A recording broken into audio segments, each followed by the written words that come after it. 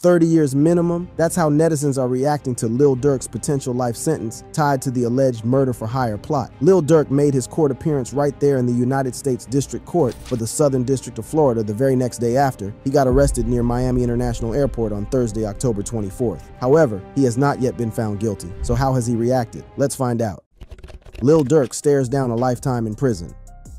According to sources, if Lil Durk, whose real name is Durk Banks, is found guilty, he could be looking at some serious consequences, like life in prison or even the death penalty, for his role in a murder-for-hire plot. Now, there's a whole process ahead: interrogation, arraignment, trial, and sentencing. It's not a quick thing. He'll have to go through each step of the justice system. The rapper, who's made a name for himself with his gritty lyrics and loyalty to Chicago's OTF, Only the Family Collective, might end up being interrogated and held in Broward County Jail. These charges are a big deal, and he's about to face a tough legal fight. Lil Durk made his first court appearance on Friday, October 25th, 2024 in Florida, after being arrested the previous night. Netizens have responded intensely to his arrest, sharing strong opinions and their own interpretations of the situation. On October 26th, DJ Academics hopped onto Instagram to share a post from the Chicago Tribune, revealing new details about Durk's attempt to leave the country. This post stirred up a lot of buzz about the OTF CEO's arrest. One person even drew a comparison between Durk's situation and Young Thug's ongoing YSL RICO trial. As it stands, if Young Thug is found guilty, he could be looking at anywhere from 5 to 20 years behind bars. One user commented, 30 years minimum? He's in a worse position than Thugga is. While another wrote, bro had a master plan planned out and failed miserably. While some people made fun of Lil Durk's arrest, many of his fans came through with their support, reminding everyone that he was innocent until proven guilty. Lil Durk apparently tried to make a run for it to Italy before getting caught up. Reports say he actually booked 3 different flights to try and dodge capture before he got taken in on conspiracy charges. According to an affidavit from FBI agent Sarah Corcoran, along with some court records, Durk allegedly tried to flee to Italy before he got arrested. Now Banks is facing charges for conspiring to carry out a murder for hire in the death of Saviaya Robinson, aka Lil Pab, Quando Rondo's cousin, a 24-year-old who was killed during an incident on August 19, 2022. Banks isn't the only one facing charges. He's one of 5 people involved, facing serious accusations like murder, murder for hire, and conspiracy. Here's how it went down. After 5 members of his Only the Family, OTF, crew got arrested earlier in Chicago, Lil Durk supposedly booked 2 flights out of South Florida, one to Switzerland and another to Dubai. He also set up a private flight to Italy, all in what looked like an attempt to avoid getting nabbed. But federal authorities managed to catch up with him before he could hop on that flight to Italy. It's still a bit of a mystery why he booked those flights to Switzerland and Dubai. In the end, U.S. Marshals tracked him down in Florida and took him in. He's now facing conspiracy charges for allegedly setting up a hit on fellow rapper Quando Rondo. A spokesperson from California's U.S. Attorney's Office, where the charges were filed, mentioned that Durk is set to be arraigned in Los Angeles in the coming weeks. They stated that Durk, referred to as Mr. Banks, is accused of orchestrating a murder that resulted in the death of a rival's family member. The incident reportedly took place at a gas station located at a busy intersection, which put many others in danger. The authorities highlighted their strict stance against such acts of violence. Banks is being called out as the leader of a Chicago rap group known as Only the Family, OTF. According to a federal criminal complaint filed on Thursday in the U.S. District Court for the Central District of California, this group is accused of using violence, including things like murder and assault, under Banks's direction. The complaint also claims that Banks put out a monetary bounty out for an individual with whom Banks was feuding. Banks was involved in a conflict with someone referred to as TB in the court documents. According to the complaint on August 19, 2022, several OTF members allegedly used 2 vehicles to track, stalk, and attempt to murder TB at a gas station located in Los Angeles. During this incident, they reportedly fired around 18 shots at T.B, quote, S vehicle, and one of those shots ended up killing SR, a family member who was traveling with TB. This event is connected to what appears to be an attempted revenge hit targeting rapper Quando Rondo at that gas station, leading to the death of Rondo's cousin. The feds say that Banks paid 5 people to travel from Chicago to LA to carry out the attack, and those people have since been arrested. Authorities even searched places linked to the OTF crew and hinted that more arrests could happen soon. The FBI notes that this entire situation actually goes back to an incident in November 2020 when OTF rapper King Von, real name Davon Bennett,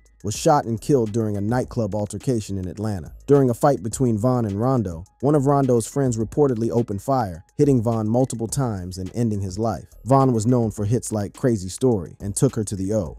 After that, Banks allegedly let it be known that he'd pay anyone willing to eliminate Rondo, whose real name is Tyquan Bowman. This tension lingered until the events of August 2022, as detailed by FBI agent Sarah Corcoran. On August 18, 2022, Banks's associates learned that Rondo was staying at a hotel in Los Angeles. That same day, 5 suspects, DeAndre Wilson, Keith Jones, David Lindsay, Asa Houston, and another unidentified person, flew from Chicago to San Diego before making their way to LA, using money that Banks had provided. Banks reportedly instructed one of his associates to avoid booking flights under any names that could be connected to him, and surveillance footage placed him at a house in the San Fernando Valley that day. Once in LA, the OTF members met up with Kion Grant, a key associate who flew in on a private jet. Grant set them up with hotel rooms, bought ski masks, and arranged for 2 luxury sedans. He also provided them with firearms, including one modified to function as a fully automatic weapon. The next day, the group allegedly tracked Rondo and Robinson around Los Angeles, following them from a marijuana dispensary to a clothing store in West Hollywood, and then to a gas station near the Beverly Center. At that point, Houston parked nearby, allowing Jones, Lindsay, and the unidentified person to set up an ambush. They reportedly opened fire, hitting and killing Robinson, who was outside the vehicle, while Rondo managed to escape unharmed. After the shooting, the crew regrouped at an In-N-Out, discussed payment details with Grant, and flew back to Chicago from San Diego. Wilson later handed out payments to Jones and Lindsay, though the exact amount remains unknown. While Lil Durk allegedly sought revenge on Quando Rondo, questions remain about whether he was truly involved in King Von's death or if his connection to the events is more complex.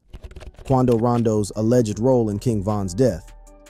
King Von, who was a rising star in the Chicago drill scene sadly, lost his life after a shooting incident in Atlanta on Friday morning, November 6, 2020. He was just 26 years old. According to the Atlanta Police Department, 3 people lost their lives and 3 others were injured during a shooting right outside the Monaco Hookah Lounge. The whole thing reportedly started as an argument between 2 groups, which quickly got out of hand. This led to one of the 2 off-duty uniformed police officers who were working security outside the lounge and an on-duty officer on patrol nearby stepping in to try and control the situation. The person accused of being the shooter was Timothy Leaks, also known as Lil Tim. He's actually the older brother of Quando Rondo, who used to be one of Von's closest friends. A video of the shooting made its way onto social media, and that's how Leaks ended up getting arrested. In the footage, you can supposedly spot Leaks alongside Quando Rondo, exchanging shots with some of Von's crew members. On November 8, 2020, the Atlanta Police Department confirmed that the APD Homicide Unit had officially secured arrest warrants against 22-year-old Timothy Leaks for felony murder in the shooting death of Davon Bennett. Lil Tim was 22 years old back then. Mr. Leaks had to remain in police custody at Grady Hospital, where he received treatment for a gunshot wound. In 2021, Quando Rondo opened up about the events of November 6, 2020, the night King Von was tragically shot and killed in Atlanta.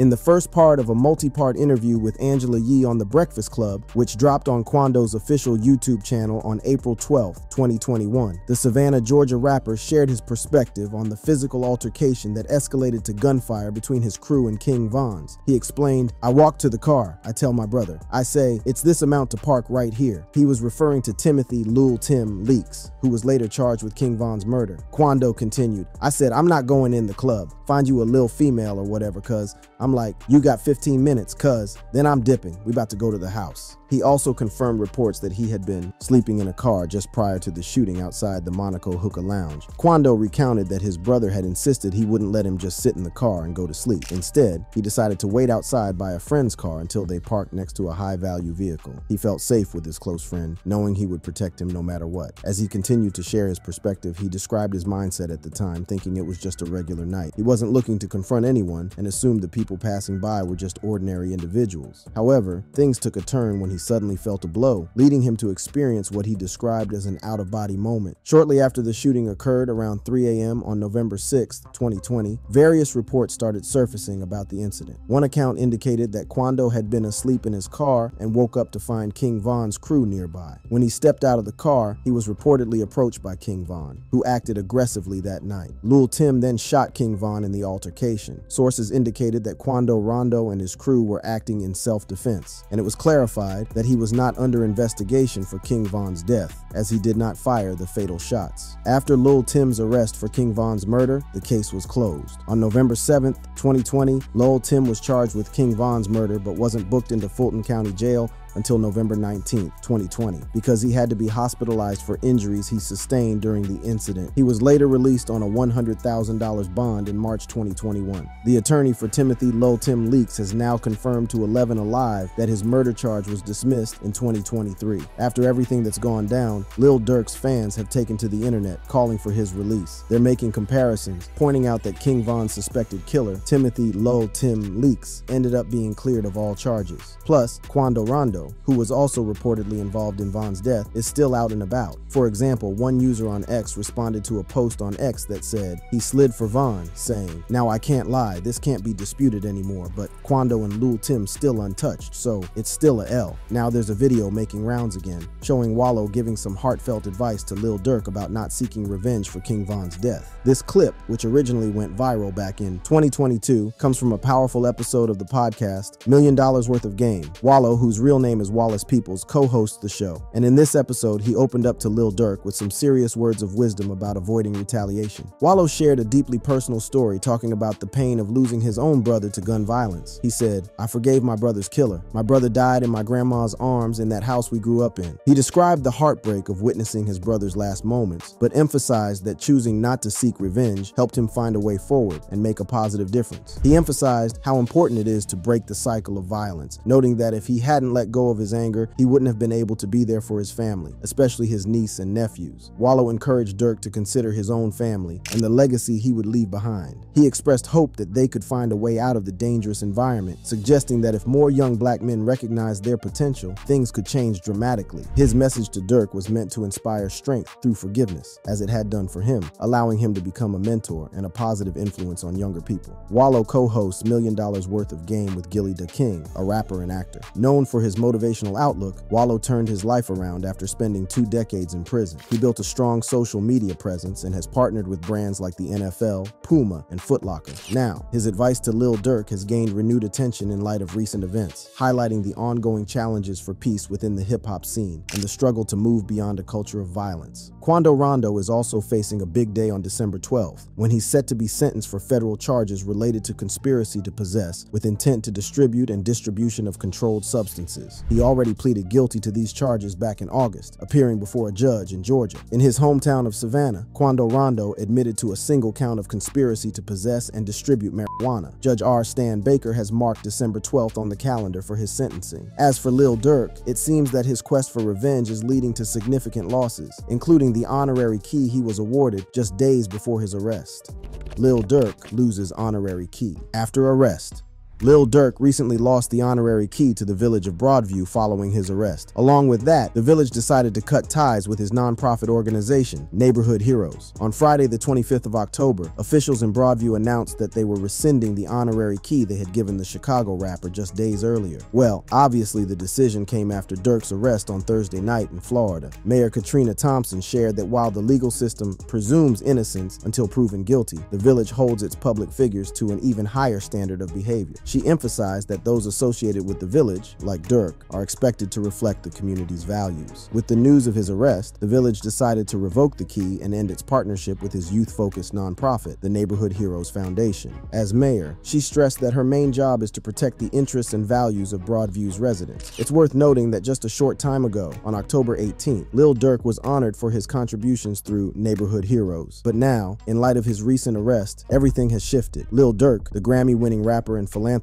made a special return to Chicago for his birthday weekend, packed with community service, some time for spiritual reflection, and of course, celebration. It all kicked off on Friday, October 18th, when he was honored with the keys to the city. Broadview Mayor Katrina Thompson and Bellwood Mayor Andre Harvey presented him with this recognition. School students from Durk's Neighborhood Heroes Kaleidoscope program also showed up. This was a big shout out to Durk for everything he's been doing to lift up the community. Later that evening, Durk's foundation, Neighborhood Heroes, hosted a private fireside chat specifically for 50 young black men from Roseland. They had community leaders and groups like Omega Psi Phi, Phalanx Family Services, and Chicago Cred coming together to mentor these young men. Durk and his dad, Mr. Banks, even took the time to talk directly to the group, motivating them to stay on track with their goals and keep pushing forward. The next day, October 19th, they held the Unity Prayer event over at Navy Pier. It was open to everyone and focused on spiritual wellness, reflection, and bringing people together. Durk made it clear how much he values community connection, saying, saying, "Promoting spiritual well-being and fostering unity is essential to the work we do at Neighborhood Heroes. This event is about bringing people together meaningfully, encouraging connection, peace, and positivity across our communities." The weekend wrapped up with an almost sold-out concert at the United Center on Sunday, October 20th. Lil Baby,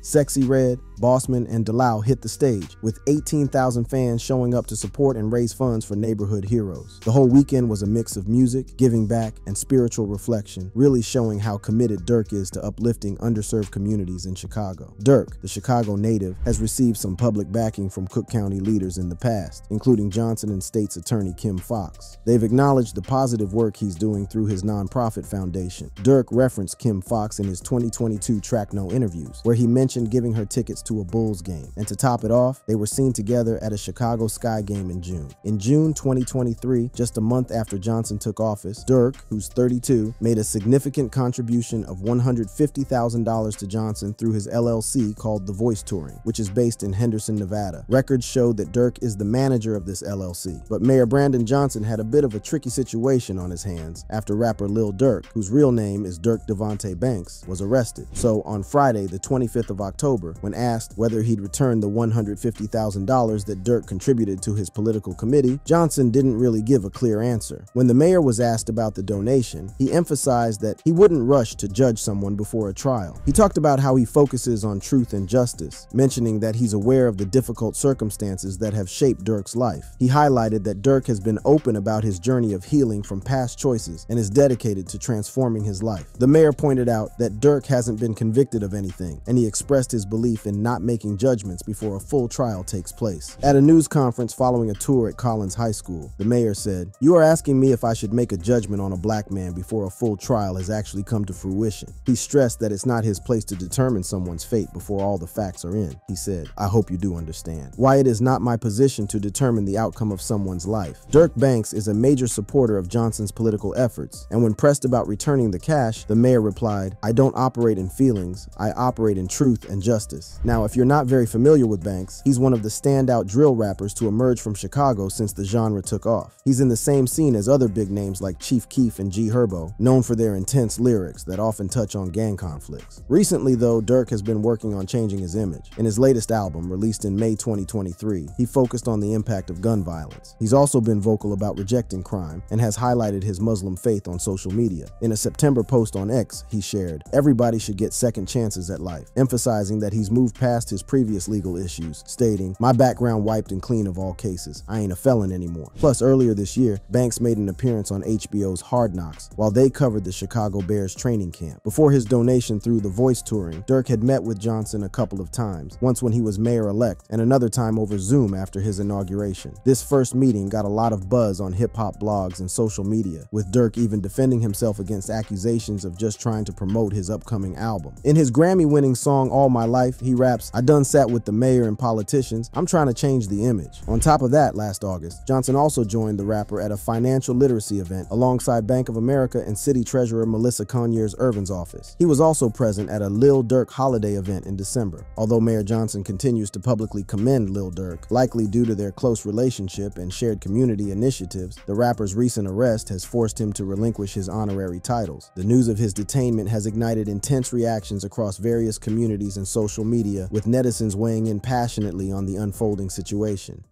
Wild reactions to Lil Durk's arrest.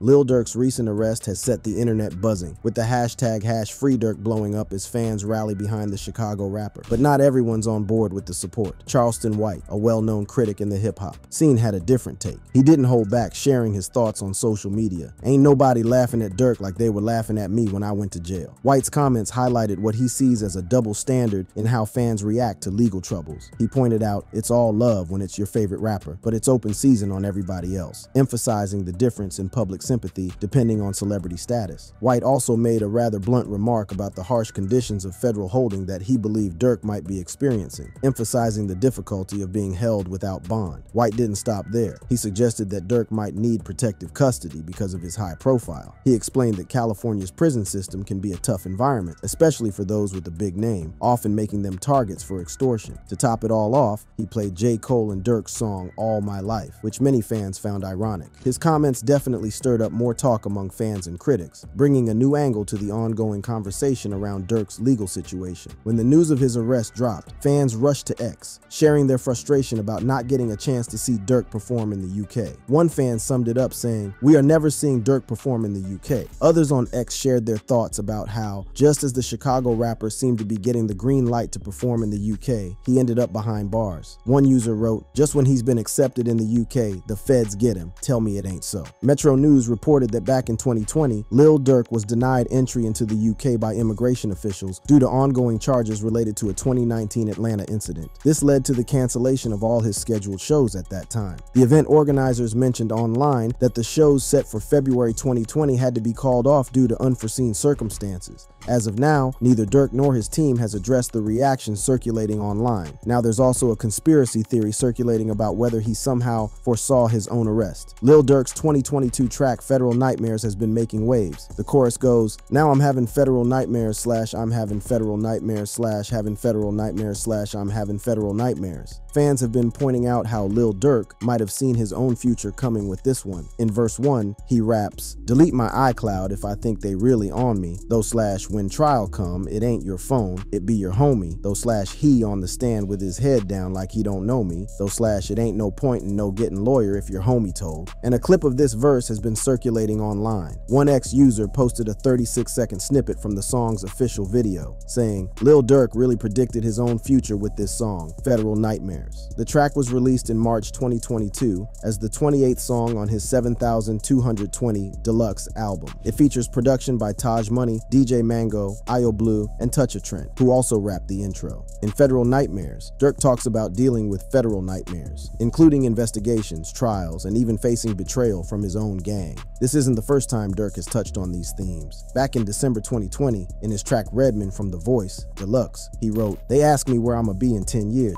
I said, the feds." That track was produced by Malek OTB, Bands, and John Lamb. And let's not forget, he also mentioned the feds in his single Feds Listening. Now, in a surprising twist, an OTF member who allegedly cooperated with law enforcement against Lil Durk is now speaking out about how the rapper helped him through his time in prison. Not long after Durk got arrested, a key figure in the case came to light, OTF member Jam. According to court documents, Jam reportedly worked with law enforcement by wearing a hidden wire for several years, gathering evidence that allegedly ties Durk to certain activities. Jam was released from prison in 2022 after serving 12 years for attempted murder. During that time, he reportedly provided information that directly linked Durk to a murder-for-hire plot aimed at Rondo. This situation has stirred up quite a buzz, as Jam's secretive actions have led to a lot of speculation and debate in the hip-hop scene. Following Lil Durk's arrest, an old interview with OTF Jam from 2023 started making the rounds again. In this interview with DJ Jerry, Jam opened up about his long-standing connection with Durk and the support he got while behind bars.